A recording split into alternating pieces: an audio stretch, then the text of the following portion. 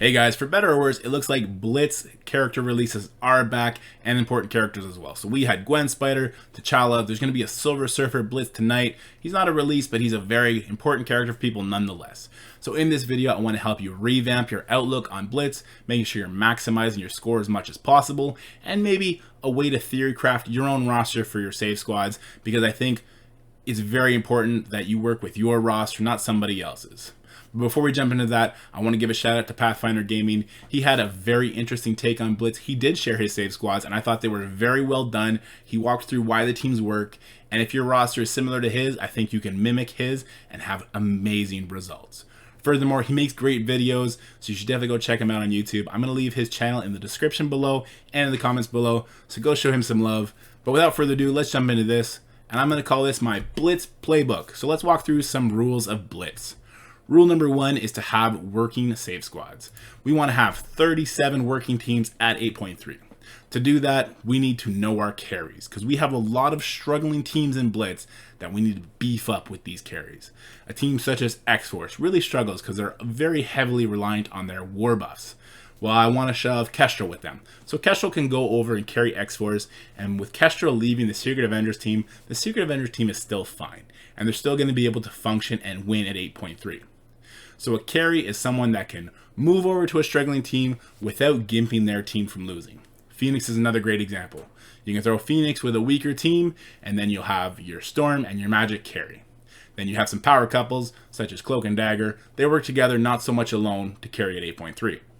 Cersei and Icarus are an interesting power couple. They could definitely carry any team at 8.3 together. However, when they're solo, you want to pair them with lower characters, probably for Icarus in the 40 to 60k range, depending on your Icarus's power, because you want his ultimate to do a big boom, take at least one person out, so he goes again, and he'll take out whatever his counterpart is. Because of course, at 8.3, there will be one character that outmatches your character as far as gear and power goes, but that character, say for my Icarus, it could be Green Goblin on the other end, so I'm going to be perfectly fine.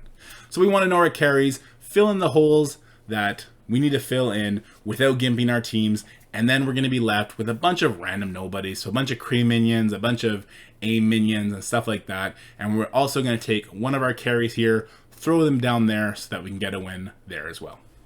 So what is rule number 2? Rule number 2 is, of course, to organize your squads. Now, this is going to be maybe a little controversial. I know people have varying opinions on this. The approach I take is to minimize my in-game time as much as possible. So we'll go in-game real quick, and I'll walk you through what I do. So this is my Blitz screen, and you'll see a little awkward. Fantastic Four is my number 1 team. They're not particularly a good Blitz team, and I haven't juiced them up with any kind of carry. So why are they number 1? Well, they're number 1 because I want to get them out of the way quickly. I want to find a team that they can beat. They can beat all these teams, but let's say, for instance, that they couldn't. Let's say it was Black Order, Infinity Watch, and some Eternal team. Well, I can go next. And the reason I can go next is because I put a deficit of at least 10%. That is the threshold. So I'm going to alternate my teams by at least a deficit of 10%, and that's going to give me the option to face 3 completely different teams. So let's take, for instance, right here, we'll go with Fantastic Four. We have this Ghost Rider, Scientist Supreme team. Well, I switch over here. This is a deficit of 10%. Brand new team. Much worse team. We're not going to take that match, but you get my point. And I'm going to use my worst teams all the way at the beginning of my roster. And the reason I'm doing this is because with this nifty shifting through your save squads option that we have under advanced, make sure you have that opted into, I can go all the way back here, and I could take my teams that are much more likely to win. Adam Warlock with a bunch of nobodies pretty much beats anybody. Probably not Phyla-Vell, actually. Probably would beat Spider-Man. Would definitely beat Luke Cage. So you get the point. I have my problematic teams, get them out of the way early, and if I need to bail out, I can go over here and reset all the available matchups and have a bunch more options. And because I'm alternating by 10%, I'm not looking for... Well, I'm not scrolling through my team. Say I had all my 400Ks bunched up in one spot, and my 400K options were, like we talked about earlier, Infinity Watch, Black Order, and Eternals team. Well, all my 400K teams are going to have that. All my 360K to 440K teams are going to have those exact same matches, and I'm not going to want that matchup, so that's why we alternate by 10%. So without further ado, let's get back to the playbook and keep this show rolling. All right, so what is rule number 3? Rule number 3 is, of course, to maximize your blitz charges. You want to make sure you're starting at the cap of 500, and you do not want to collect your villain's daily objective or your daily challenge until you've uncapped from 500. Now, you just saw my blitz save squads. None of those teams are teams we want to use these blitz charges on. Let's jump over into the game, and I'll show you who I want to use those charges on and why we're not collecting those objectives and the challenges before we uncap. So here we are back in game, and if you look at these save squads, there is no way I want to use charges on 500k teams. I think the biggest team I have is the Astonishing X-Men. It's still a cookie cutter team at 800k. I wouldn't even want to use it at that. Instead, what I'm going to do is I'm basically just going to put Infinity Watch back on. That's going to give me a sure to win, very strong team.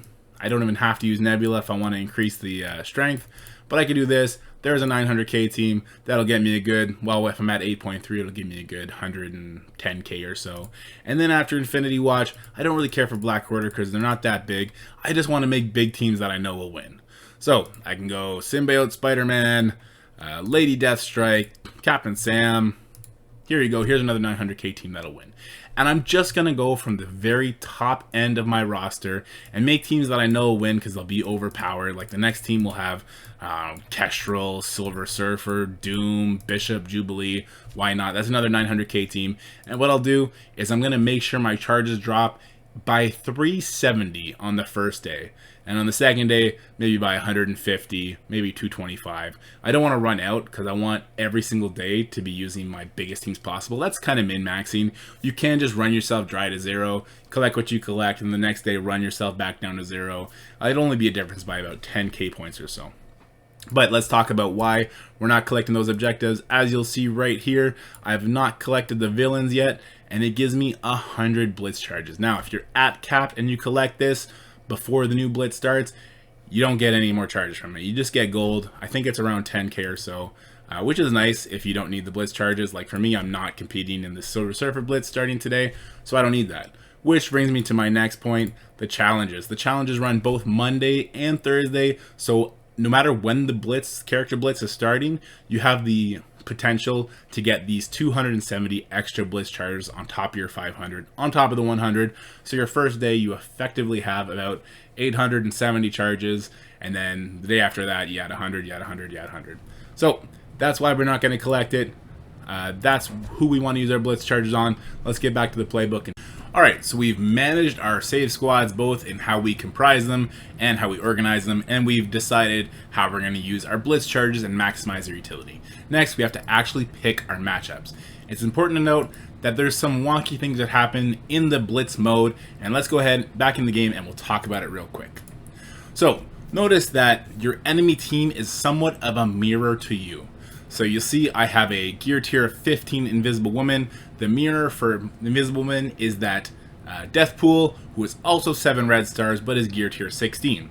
If my Invisible Woman was geared 6 red stars, then the Deathpool would still be 7 red stars. And I want you to notice the ISO 8. Now notice it's all green. Now check this next team. ISO 8, ISO 8, ISO 8, no ISO 8. So you see the mirror for this match is Captain Marvel to the Invisible Woman. However, there's no ISO 8.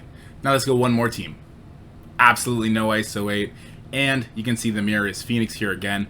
So that kind of gives you a tell on how to pick your matchups. If there's no ISO 8, that's a big advantage for you. However, you still got to be smart and know your basic matchups in the game.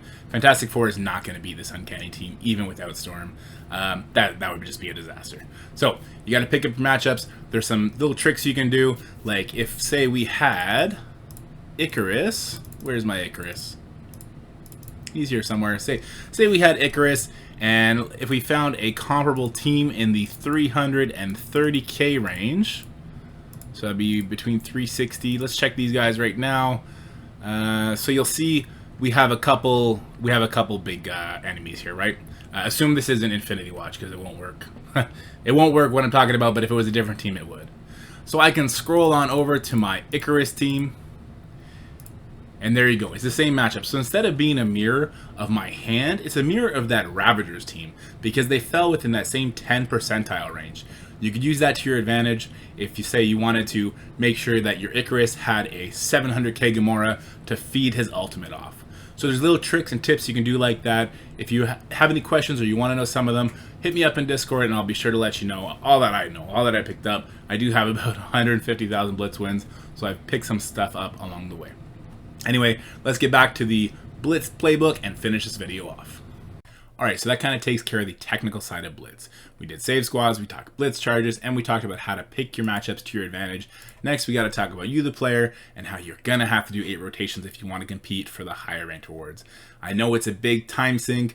I found that it's really helpful if I start and do 2 rotations right away. So I know for me, Mondays and Thursdays when the character blitzes start, I'm going to do my first rotation between 7 and 7:30, depending when the babies go to bed. I'll do another one at 9, 9:30, again, depending when I did my first one, and then I go to sleep. Because I got to wake up, I got to do dad stuff. And then the next day, I'll sneak my 6 rotations in, and I tend to have a 2 or 3 hour window before it refreshes. So I could have stalled out one of those 6 rotations a little bit, but be careful. And I'll say this, and I do mean this. It is better to get 2 bad rotations in than 1 good rotation. If you procrastinate on your rotation for so long because you want to be focused, you want to get those 37 wins in a row, just know that it's better to do 2 rotations where you're losing every second or every third matchup than it is to do a perfect rotation. Just the way they changed the Blitz system is for the better if you ask me. However, if you go through all this effort, 24 rotations over 3 days, it can be a real drag if you don't hit your mark. So the last and final rule of this Blitz playbook is to understand what Blitz is and your highest potential in this game mode. Blitz is a TCP measuring stick. That is the #1 variable. There is a secondary variable called effort. It is worth 1/3 of what TCP is. Take me for instance. I'm at 17.7 million TCP. That puts me near the top 4,000 in the counts. That is not inside the top 1% as far as Blitz payout goes. I can out-effort the people ahead of me and get those 1% rewards. I'm close enough in my main variable that I can make myself get there by doing a lot of effort. If you're in the 12 million range, you got to be a little bit more realistic about how high you can hit. Can you hit the 1%? Well, let me be honest with you. The 1% for T'Challa is probably going to be around 60 million. The first one for Spider-Gwen was around 53. People are starving for a tech answer. I wouldn't be surprised if it's around 58 to 59 million. So understand what you're getting yourself into. Don't kill yourself and then be heartbroken at the end of the Blitz because you didn't get the character shards you were aiming for. I don't wish that on anybody. I know it's a lot of effort. So just understand what Blitz is. Anyway, guys, that's it for the Blitz playbook. I'm going to go ahead and share my save squads with you. You can take a look at them. Maybe they'll give you some inspiration. But again, your save squads are going to be very tailored to what you already have built, the kind of carries you have built, your other teams, your cookie cutter teams, how high you have certain characters built on those teams. Like if you have a really big X-23 and Deadpool, maybe your X-Force is going to work better than if you had a really big Negasonic. That's just the way it works, the difference between Blitz and War. But anyway, guys, go ahead and take a look at that, and I'll check you in a little bit.